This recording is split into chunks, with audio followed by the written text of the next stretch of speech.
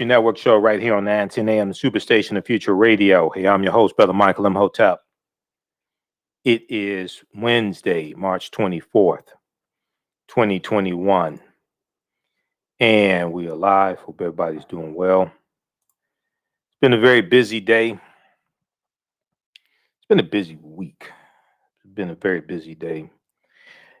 Tuesday, I wasn't on live here because I was asked to do the Tammy Mac Live show on Fox Soul TV.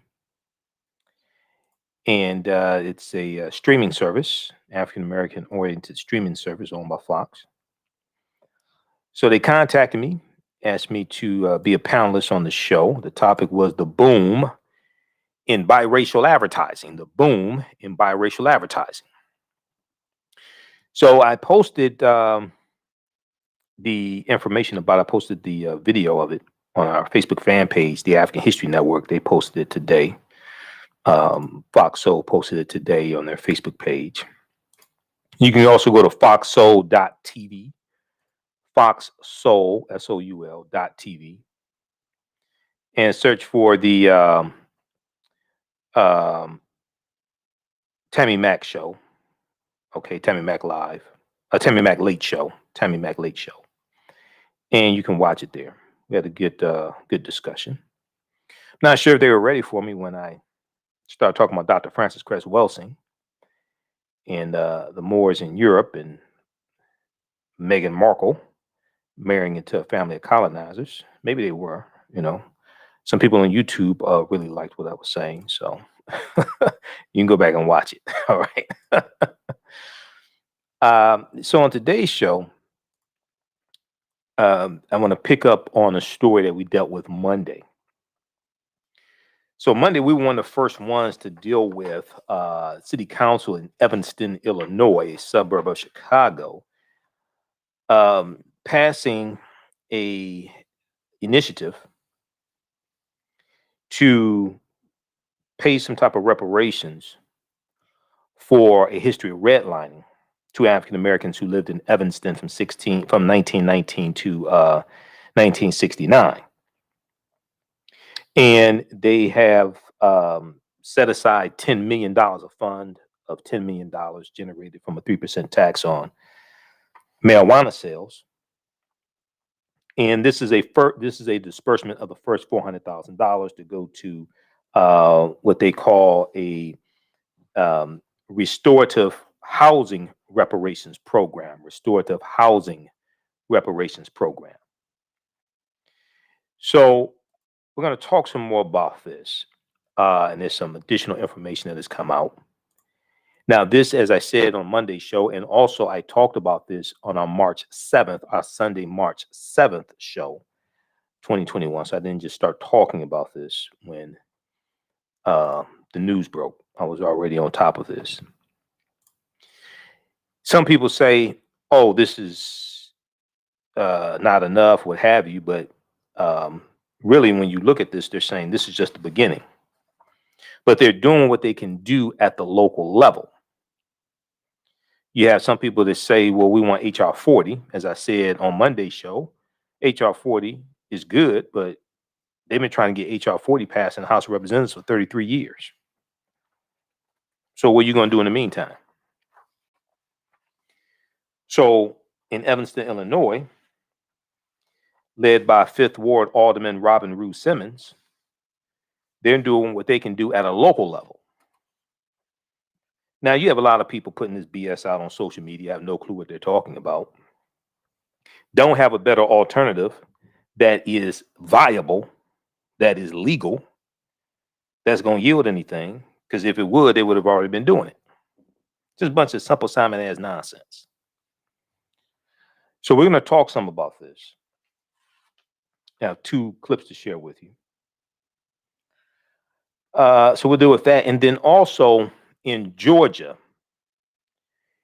things continue to heat up in Georgia, the Georgia State Legislature. They are working overtime to suppress the votes with these voter restriction laws. And Latasha Brown of Black Voters Matter, Cliff Albright, and others are pushing even harder to um, put pressure on corporations there based in Georgia, Coca-Cola, uh, Home Depot, and others. So there was a article from the Atlanta Journal-Constitution that I want to look at as well. I was on her Twitter. I follow her on Twitter. I was on her Twitter page today. They were out in front of headquarters for Coca-Cola protesting. Okay, so we're gonna deal with all of this, and then we're gonna try to squeeze in the story dealing with. We talked about this on Monday's show. Well, actually, Sunday show. We talked about this on Sunday show, the March 21st show, which was the anniversary of the 56th anniversary of the march from Selma to Montgomery, the beginning of the march from Selma to Montgomery. So I was going to talk about restaurants that served the civil rights activists. We're going to try that. We didn't get a chance to talk about that on Monday's show, so we're going to try to squeeze it in today. Restaurants that served the civil rights activists and served the civil rights movement. So on the African History Network show, we focus on educating, empowering, and inspiring people of African descent throughout the diaspora and around the world, because right now it corrects wrong behavior. What you do for yourself, what you do to yourself, and what you allow other people to do to you and get away with is based upon what you think about yourself. What you think about yourself is based upon what you have been taught about yourself. What you've been taught about yourself is based upon everything you've read, heard, and seen about yourself.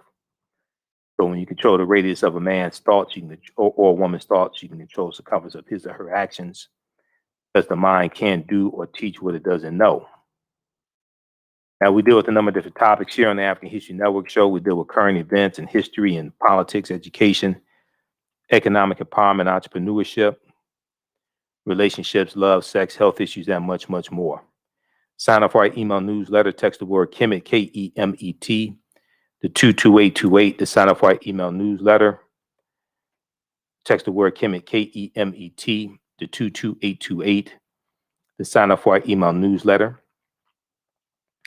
Or visit our website, AfricanHistoryNetwork.com, AfricanHistoryNetwork.com, and sign up for our email newsletter there as well. You can still register for the online course that I teach, Ancient Kemet, the Moors, and the Maafa, Understanding the Transatlantic Slave Trade, what they didn't teach you in school.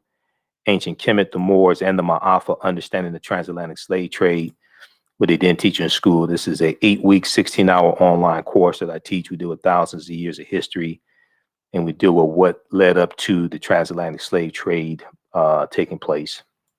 Normally it's on Tuesdays. I was tied up and couldn't do it yesterday, so we did it today right before coming on the air here. So as soon as you register, you can watch the class from today. You can watch last week's class. And I do a PowerPoint presentation. We have a PowerPoint presentation, video clips, book references, articles that I reference.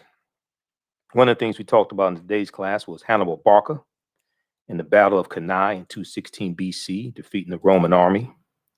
The Battle of Cannae, we talked about the Black Death, the bubonic plague of 1347. Okay. So we posted the link here. It's regularly $130, on sale $80. As soon as you register, you can start watching the content. I do the classes live on Tuesdays, and you can do a live chat and ask questions during the class during the with the text chat. But all the sessions are recorded, so you can go back and watch them over and over again. You can watch them around the world. You don't have to worry about you were at work or what have you. You can watch when you want to. You can watch them over and over again. Okay. It's also at our website, AfricanHistoryNetwork.com, AfricanHistoryNetwork.com. You can register there as well. Okay, and if you like this type of information, you can support the African History Network, $ the AHN Show through Cash App, $ the AHN Show through Cash App, and through PayPal, paypal.me/the AHN Show, or at our website, AfricanHistoryNetwork.com. All right, so let's look at this here before we go to break. I talked about the article from the Washington Post, a really good article from the Washington Post on Monday's show. Evanston, Illinois leads the country with first reparations program for Black residents. Okay, I encourage people to read that one. But there's one from the ABC Channel 7 affiliate in the Chicago area. Okay, Evanston is a suburb of Chicago, and they have a article here from Tuesday, March 23rd. Tuesday, March 23rd. All right, so this came out after the show that I did on Monday. Evanston reparations program approved as city becomes first in U.S. to do so. Some say is not enough. Now, once again, Robin Rue Simmons is saying this is just the beginning. No one is saying that this is enough. And I always find it interesting when you have people criticizing stuff, but they aren't doing anything themselves. Okay, anything that's going to yield anything of consequence, they aren't doing anything themselves. That's realistic. Okay, people always have some type of pie in the sky nonsense is not going to yield anything tangible. So if we look at this here, if we look at this here,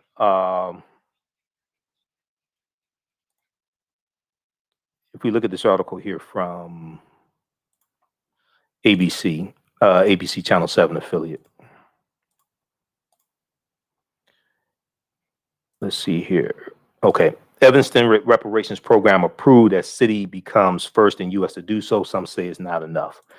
So the Evanston City Council voted to approve the restorative, was known as the restorative housing reparations program late Monday, Monday, March 21st, becoming the first American city to offer Black residents reparations of any type. The city council meeting went well into the night. In the end, the measure was approved in an 8-1 vote. An 8-1 vote. Quote, this is a start, although a small start.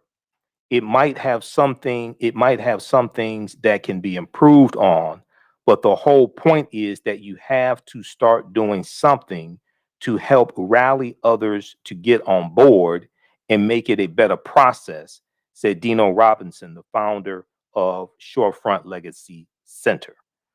The first round of $25,000 payments will go to 16 qualifying Black households for home repairs, down payments, or mortgage payments.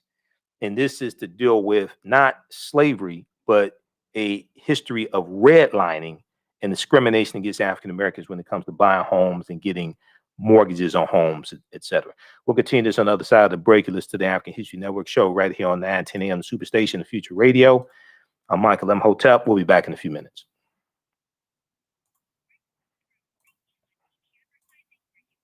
Stand by, everybody.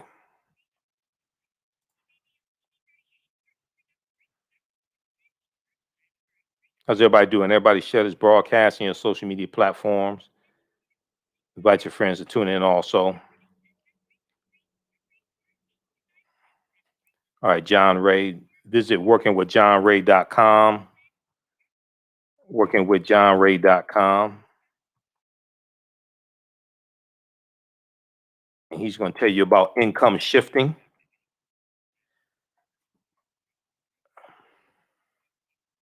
Stand by. We'll be back in a couple minutes here.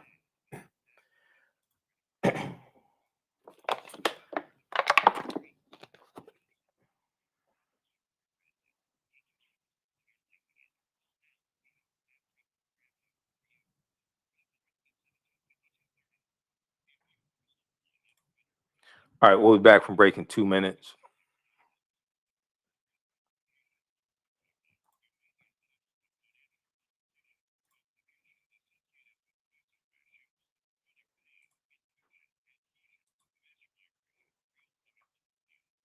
They have a $10 million fund. This is the first disbursement of $400,000 of $10 million. All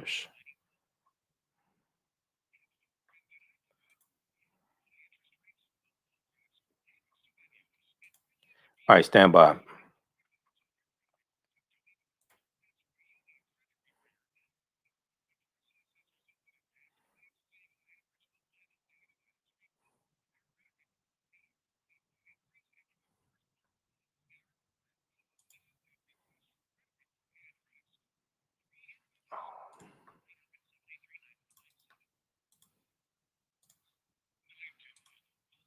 Oh, we'll be back from break in 1 minute.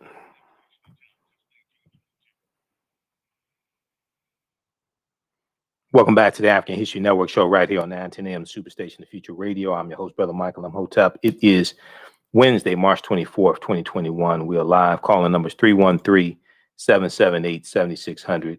313-778-7600 is the calling number. If you have a question or comment, 313-778-7600 is the calling number if you have a question or comment.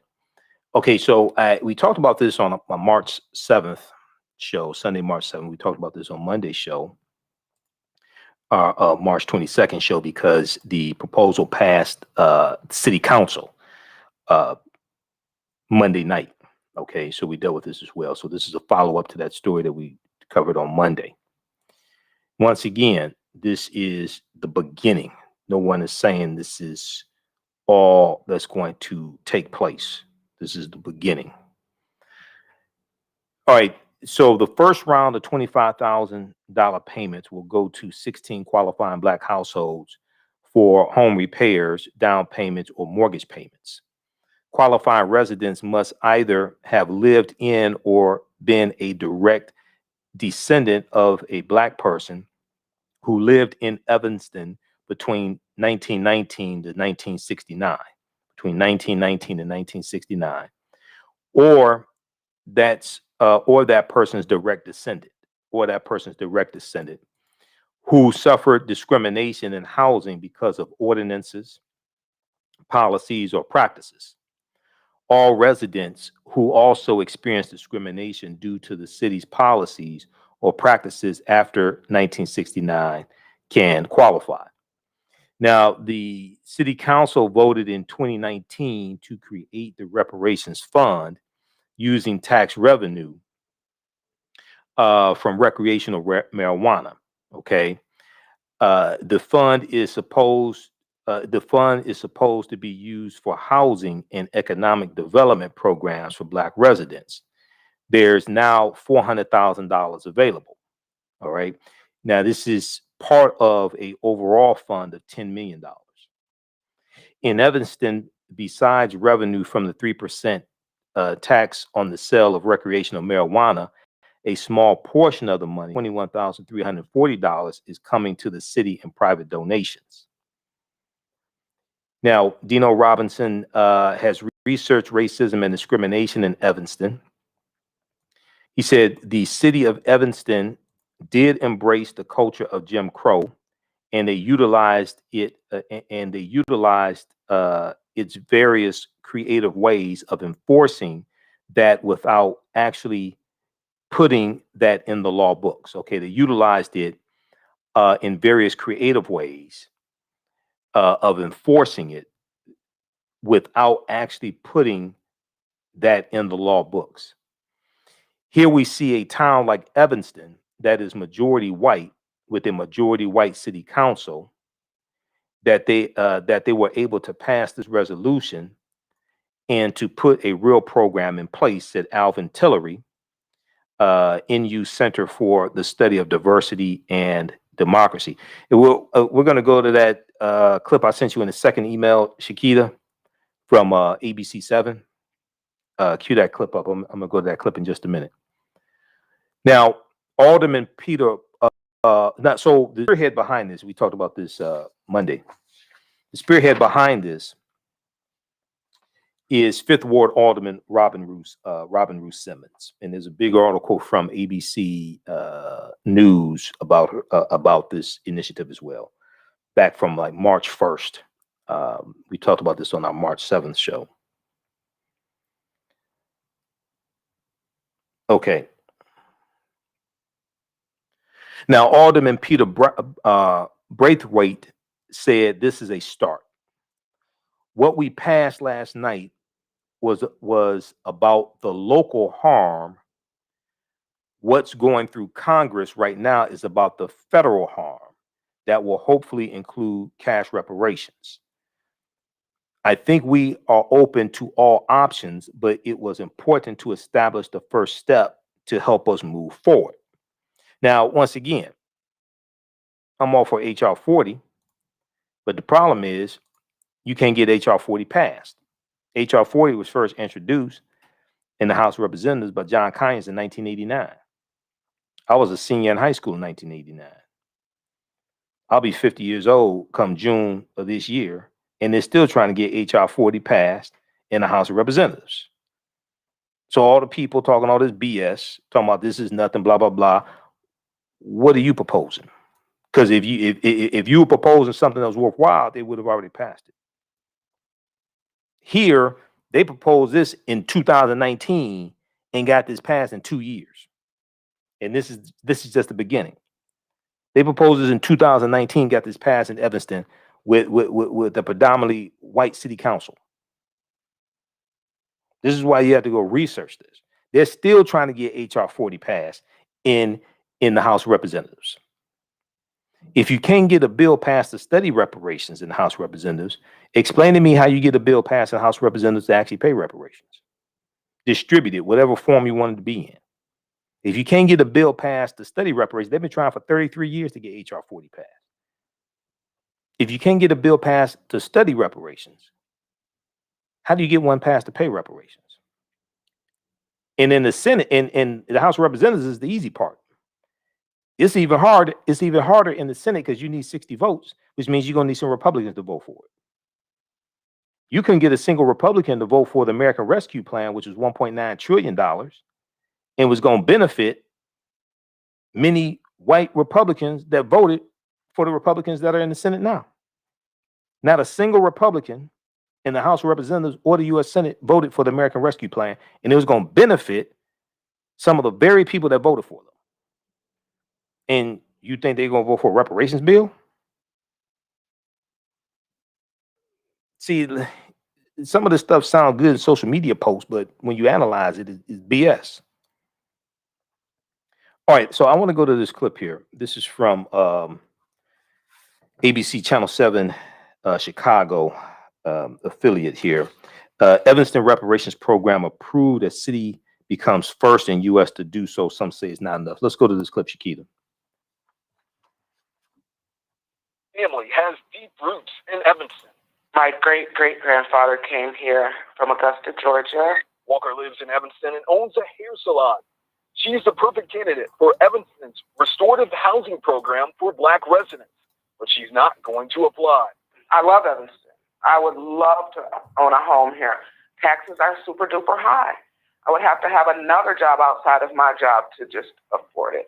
I mean, why buy something if they're going to take it away because I can't afford it? The program will provide $25,000 in housing assistance from the city's reparations fund for a small number of Black residents harmed by past discriminatory policies and practices.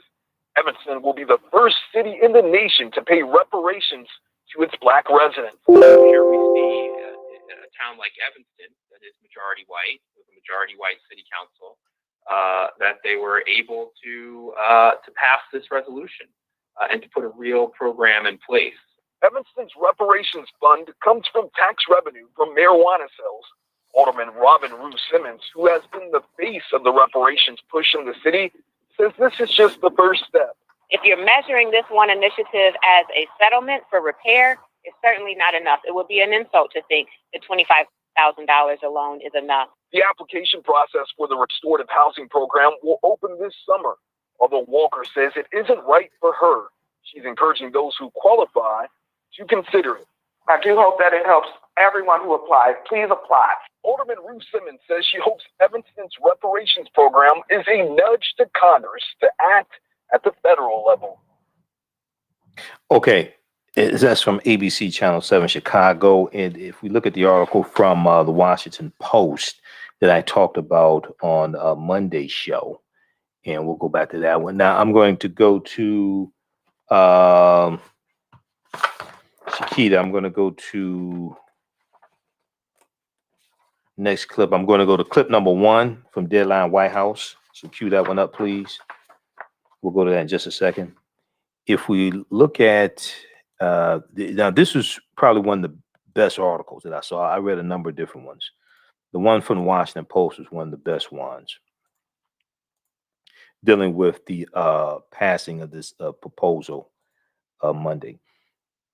Evanston, Illinois leads the country with first reparations program for Black residents. On page 2 of the article, they spoke with Alderman Robin Rue Simmons of the Fifth Ward Alderman. And it says, she said, it's a first tangible step. She represents the largely African-American Fifth Ward and has been a key force on the program. Okay, now the city is majority white. African Americans make up about 16% of Evanston, Illinois' population. The city council is majority white also. She said, it alone is not enough. It alone is not enough. It is not full repair alone in this one initiative, but we all know that the road to repair injustice in the Black community will be a generation of work. I'm excited to know more voices will come to the process. I'm excited to know more voices will come to the process. Okay, now I want to go to this second clip here. This is from Deadline White House, MSNBC. This is from Tuesday, March 23rd, 2021. Historian Jelani Cobb, as opposed to a lot of these dumbasses running their mouths, don't know what the hell they're talking about on social media. Historian Jelani Cobb talked about this story.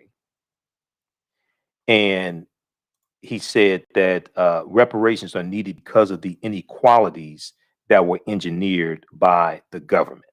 All right. You had Alex, what's his name? Alex Wagner, I think it is, sitting in for Nicole Wallace on Deadline White House. Let's go to this clip. There are a lot of people around the country hoping it is just a start, but still it is an historic day in Evanston, Illinois, a suburb of Chicago. That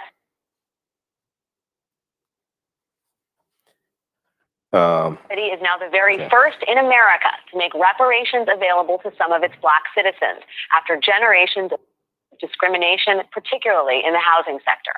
Evanston City Council last night voted 8-1 to distribute $400,000 to eligible families for home repairs or down payments on property. The details of the plan, quote, the program is being funded through donations and revenue from a 3% tax on the sale of recreational marijuana. The city has pledged to distribute $10 million over 10 years. Qualifying residents must either have lived in or been a direct descendant of a Black person who lived in Evanston between 1919 and 1969 and who suffered discrimination in housing because of city ordinances, policies, or practices.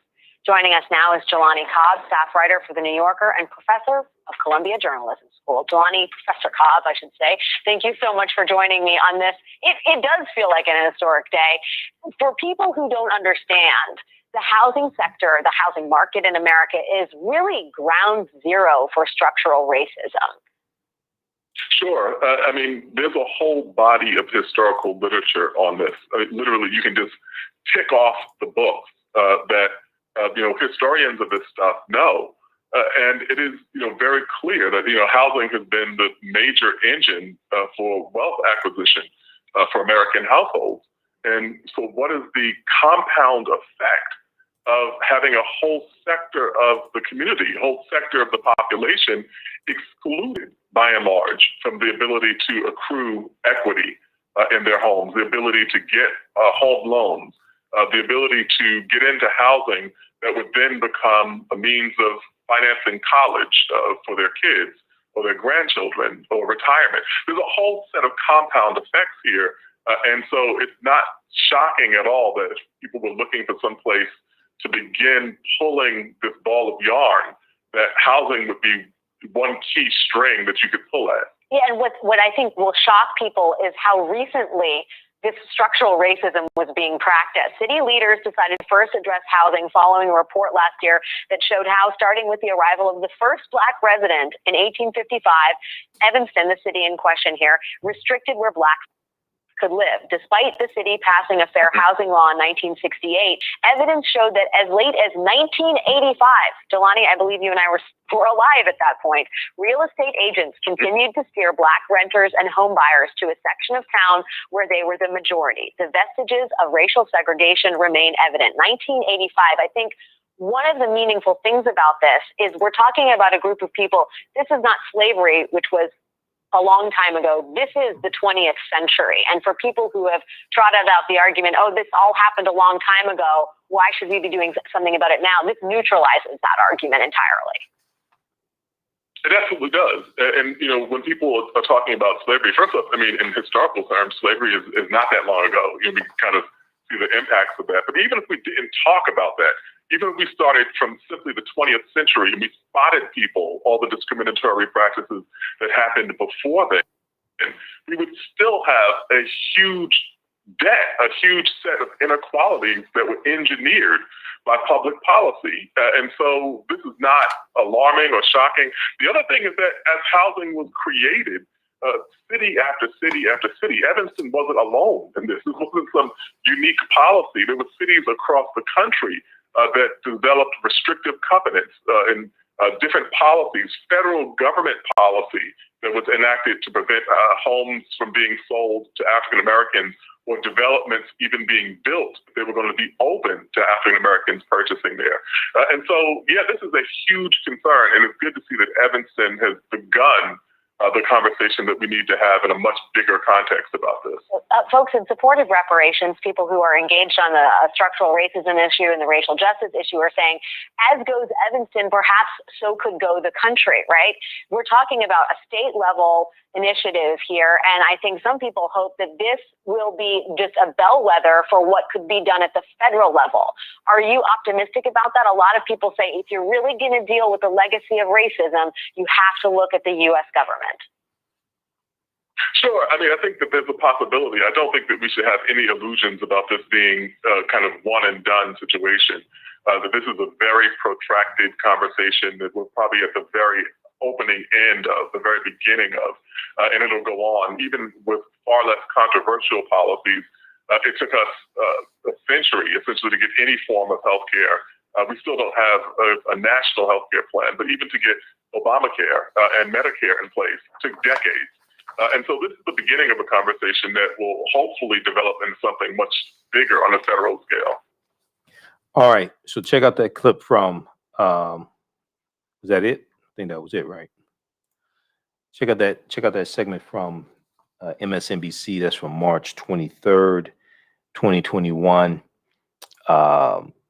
Deadline, White House, Jelani Cobb, reparations are needed because of the inequalities that were engineered by the government. Okay, very good segment there. That's at msnbc.com. We'll post a link here so you can watch that in its entirety. Okay, so now there are a number of cities trying to figure out how they can do something regarding repairing the damage, whether it's redlining, slavery, what have you. And as I said, go watch the show for Monday, because I said it was strategic what they did in Evanston, because that was based upon a study that came out last year that showed how African Americans have been discriminated against when it came to buying homes and redlining. So they're basing their policy based upon the evidence, okay? Based upon the evidence, not based upon slavery. Why? Because Evanston was founded like in 1863, the same year that Illinois abolished slavery. So how you going to do? See, this is See, a lot of people are complaining, but they haven't gone and done the research on Evanston, Illinois. They abolished slavery in Evanston in 1863, the same year. Well, slavery was abolished in Illinois right about 1863. The same year Evanston was founded. All the people that survived slavery are dead. But there's still people living in Evanston that were victims of redlining between 1919 and 1969. At the end of the day, what matters is what you can get past. Now, all these simple Simon ass arguments that people come up with. At the end of the day, what matters is what can you actually get past? What can you actually bring into fruition? Okay, this is why what they did is so strategic. Problem is people don't read. So, so we talked about this Monday. Watch Monday's show, and then go back and rewatch this one as well. So I want to switch gears here and deal with this other story out of Georgia. Let's see, city leaders decided to address housing following a report last year, 2020, that showed how, starting with the arrival of the first Black resident in 1855, Evanston restricted where Blacks could live. Evanston restricted where Blacks could live. Over the decades, policies, practices, and patterns of discrimination and segregation took place, the report said. Together, they, quote, not only impacted the daily lives and well-being of thousands of Evanston residents, but they also had, let's see, hold on, let me pull this up here. We'll show you this quickly. This is why you deal with the evidence. There are going to be some states, because see, here's the thing. In some cities that abolish slavery, especially like northern cities that abolish slavery before the Civil War ended, well, the reparations they implement may not be for slavery because they had already abolished it long before the Civil War ended. It may deal with redlining, it may deal with discrimination there. At the end of the day, what matters is what you can actually get past. This is what a lot of people don't understand. Okay, let's see here. It was, okay, here's a picture of Robin Ruth Simmons, Fifth Ward Alderman, who spearheaded this initiative.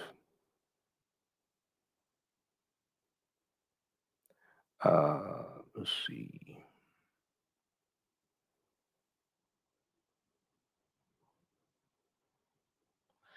Okay, let me try to find this here. I want people to see this.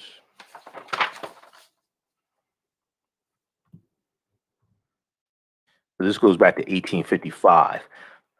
City leaders decided to first address housing. It doesn't say this is the only thing they're going to address, but to first address housing following a report last year that showed how, starting with the arrival of the first Black resident in 1855, Evanston restricted where Blacks could live. Over the decades, policies, practices, and patterns of discrimination and desegregation took place, the report said. Together, they, quote, not only impacted the daily lives and well-being of thousands of Evanston residents, but they also had a material effect on occupations, education, wealth, and property. The impact over generations, the report concluded, was cumulative and permanent. They were the means by which legacies were limited and denied. So they did the research and dealt with the evidence, and they dealt with what took place in Evanston. Not all of America, but what took place in Evanston, Illinois. That's why I said what they did was so brilliant. Okay. Now, I want to switch gears here and go to Georgia. And we're going to squeeze this in. So the battle over trying to put pressure on corporations that are based in Georgia is continuing, even though some Georgia-based corporations are being very quiet. I guess they have laryngitis right now. We're going to go to clip 2, Shakita, from Ali Velshi. So on Monday, what was this? What day was that? Sunday, March 21st, on Ali Velshi show on MSNBC. He spoke with Nsé Ufa of the New Georgia Project, and they talked about how the silence from Georgia-based corporations on the GOP's voter suppression tactics is low-key betrayal. Low-key betrayal. Let's go to this clip.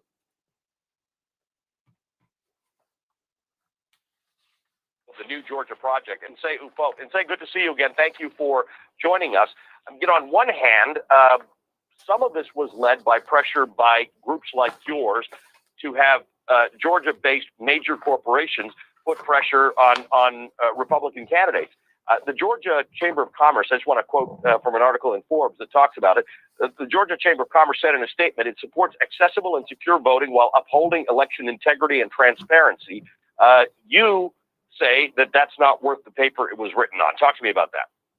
Not at all. First of all, I think that the CEOs of these Georgia-based companies, corporations, are getting some terrible advice from their union, aka the Chamber of Commerce. This false equivalency, the idea that our elections are not safe and not secure, have been thoroughly debunked by Georgia's chief elections officer. And not only did the Secretary of State say it on the Capitol steps to a gaggle of press folks, he also said it directly to the President of the United States at the time, right? So the idea that the Chamber of Commerce is contorting itself and bending over backwards to try to present both of these sides as if they are equal is ridiculous, A. And then B, the retreat that the Georgia Republicans so-called have made on these election attacks, these election reforms, again, are not worth even mentioning. So, yes, they don't get rid of Sunday voting, but they do require you to print out a photocopy of your ID in order to request an absentee ballot, and then to submit another photocopy of your ID in order to submit your absentee ballot.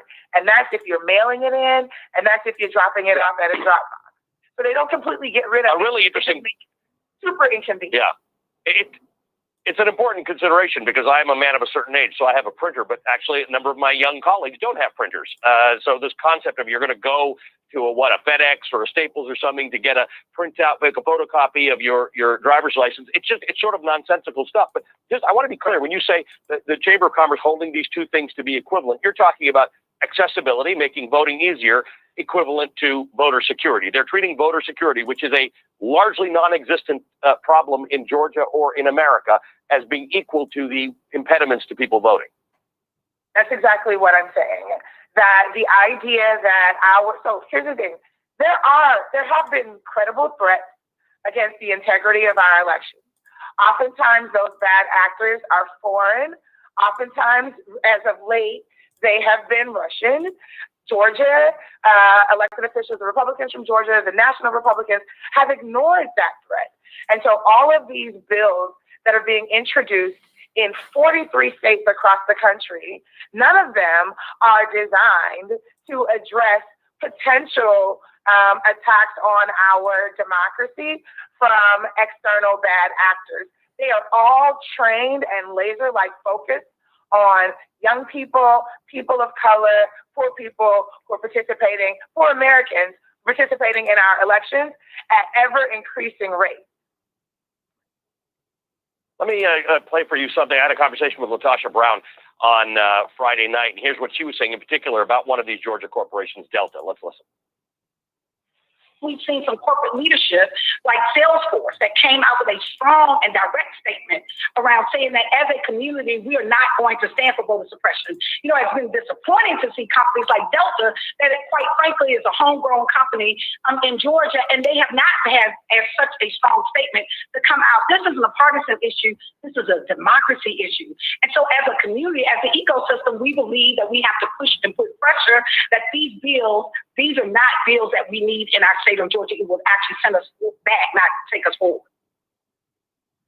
And say, what do you, if because I'm sure the folks in Delta will be... Pause it right there, Shakita. What do you want them to do? Pause it right there for a second. And then just pause it right there. Just back it up 20, 30 seconds. So what Latasha Brown is talking about is dealing with the transgender bathroom bill in Indiana and North Carolina, how corporations came out against the transgender bathroom bill, and they were threatening to cancel conferences in those states. They were threatening to stop projects in those states, things like that.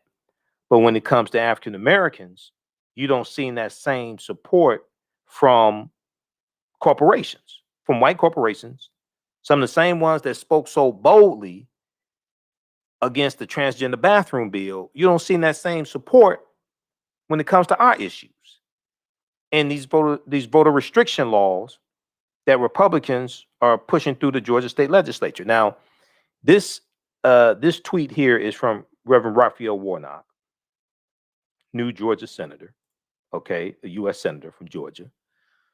And this tweet is in reference to the alleged mass shooter in Colorado. He said this shooter was able to kill 8 people the same day he purchased a gun, an assault rifle. But right now, the Georgia legislature is trying to prevent people from voting the same day they register. That's a distortion of values. Okay, the shooter in Colorado killed people the same day he purchased the gun. But the Georgia state legislature is trying to prevent people from voting the same day they register to vote. Then if we look at this tweet here from Black Voters Matter from March 24th, 2021, from Black Voters Matter, this lays out the, let's go to Twitter. Yeah, this lays out, this deals with the pressure they're putting on corporate America, which they should. We have to leverage our economics to enforce our politics, okay?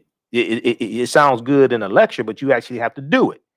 Where is corporate leadership on this issue? Stand with us by using your economic and political leverage to, 1, stop Georgia HB 531, House Bill 531, Senate Bill 241, and Senate Bill 202. 2, support the immediate passage of federal HR 1 and HR 4, the For the People Act and the John Lewis Voting Rights Advancement Act. 3, divest support from all elected officials, Georgia and U.S. Congress seeking to pass voter suppression and or blocking voting rights bills. It will not be business as usual. We have to leverage our economics to enforce our politics. Okay? We have to get beyond just talking points and actually engage in economic guerrilla warfare. All right. So we're out of time here on 910 AM Superstation WFDF. Those watching on Facebook and YouTube, keep watching. We'll go for a couple more minutes. The rest of the stuff we'll have to get to tomorrow. We'll have to get to on tomorrow's show because I have to get out of here. If you like this type of information, you can support the African History Network. $ the AHN show through Cash App. $ the AHN show through Cash App. Also through PayPal. PayPal.me/the AHN show. PayPal.me/the AHN show. And then you can also still register for the online course that I teach, Ancient Kemet, the Moors, and the Maafa. Understand the transatlantic slave trade, where they didn't teach you in school. Okay. We'll post a link here and you can register at our website, AfricanHistoryNetwork.com. All right. Remember, the African History Network, we focus on educating, empowering, and inspiring people of African descent throughout the diaspora and around the world. Because right now it's correct wrong behavior. It's not over till we win. Wakanda forever. Stay tuned for Democracy Now! We'll talk to you tomorrow. Peace. Okay, stand by, everybody. Stand by. All right, let's see here. Okay, African American business owners also email us at customer service at AfricanHistoryNetwork.com. Customer service at AfricanHistoryNetwork.com. We'll let you know how you can advertise with African History Network. We have a few slots left. So email us at or at ahnshow at AfricanHistoryNetwork.com. We'll let you know how you can advertise with the African History Network. Current promotion right now is buy 1 month, get 1 month free. Okay, so let's see here. There was an article from Atlanta Journal-Constitution. We'll look at this. Rest of the stuff we have to get to tomorrow.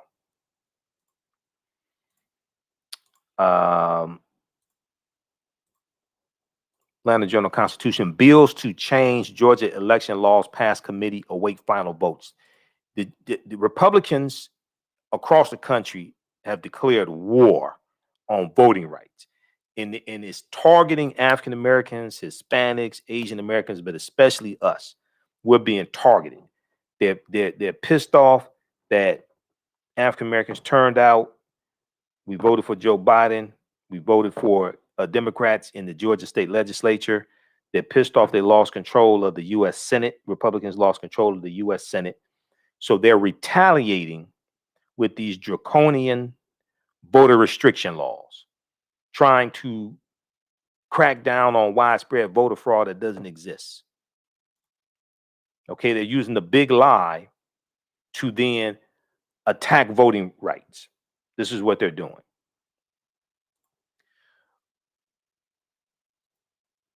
Okay, I want to look quickly here at this article here from Atlanta Journal-Constitution. We'll talk about it some more tomorrow's show.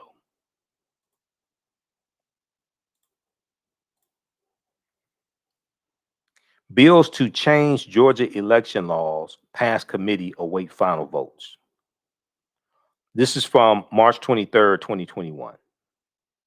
Okay. The Georgia Assembly will soon make final decisions on new election rules after a Senate committee voted Tuesday for ID requirements. Okay. Tuesday, March 23rd. For ID requirements, drop box limits, and mandatory weekend voting hours. Mandatory weekend voting hours. The vote sets up a debate between Democrats who say the proposals would make it harder to vote and Republicans who say they're protecting election integrity after the 2020 elections. No, the reason why they're doing it is because they lost. This is why they're doing it.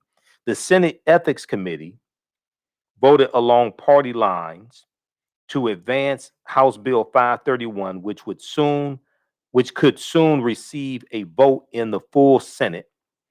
A House committee passed a different election overhaul bill on Monday, and lawmakers will have to negotiate final versions of bills before this year's legislative session ends March 31st. March 31st. Now, State Senator Sally Harrell, a Democrat from Atlanta, objected to absentee ballot ID requirements that will rely on driver's license numbers, state ID numbers, or other documentation to verify voters. Under existing law, election workers review voter signatures on absentee ballot envelopes to confirm identities. Quote, requiring a photo ID for voters who don't have a driver's license is akin to me to a poll test for many. I don't believe the legislation is ready to become law without consequences that will make Georgia's election process harder for both election workers and voters. Now, Senate Majority Leader Mike Duggan, not Mike Duggan, mayor of Detroit, but this is a different Mike Duggan, a Republican from Carrollton, asked opponents of the bill to tone down rhetoric on proposals he said would improve elections. He objected to the characterization of the legislation as being similar to Jim Crow laws that disenfranchise Black voters. What do you want to call them? Jane Crow laws? That's what it is. He said it's demeaning to all people who came before that actually had to work their tails off to get those laws repealed. the hyperbole is unfortunate. Well, it's accurate.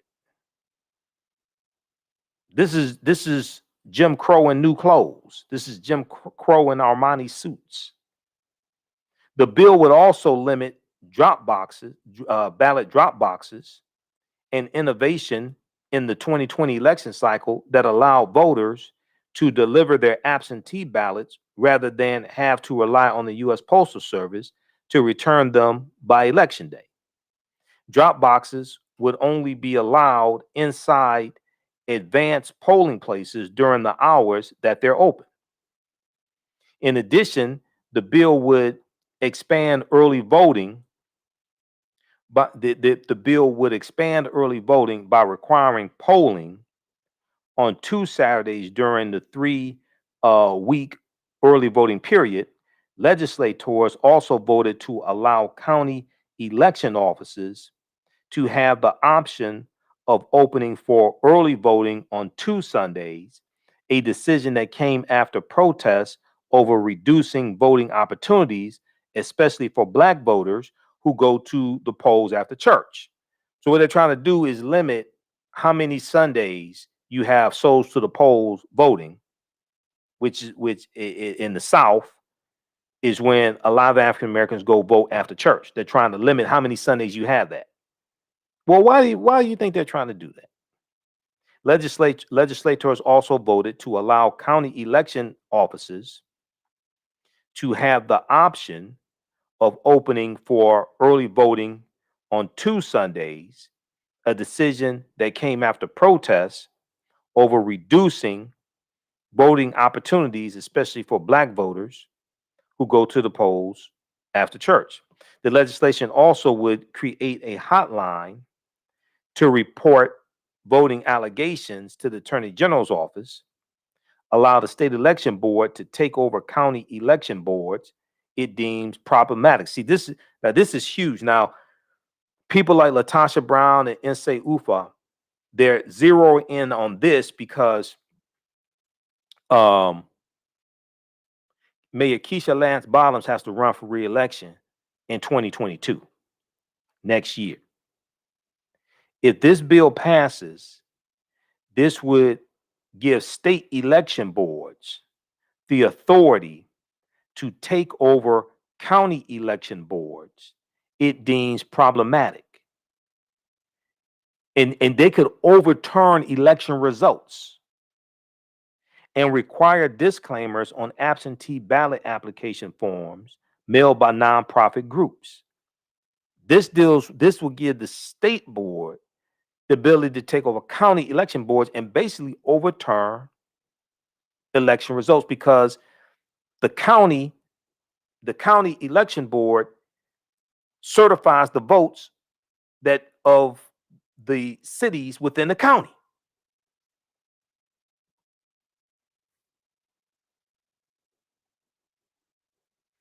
The Senate bill is narrower than the House elections measure that cleared the committee on Monday.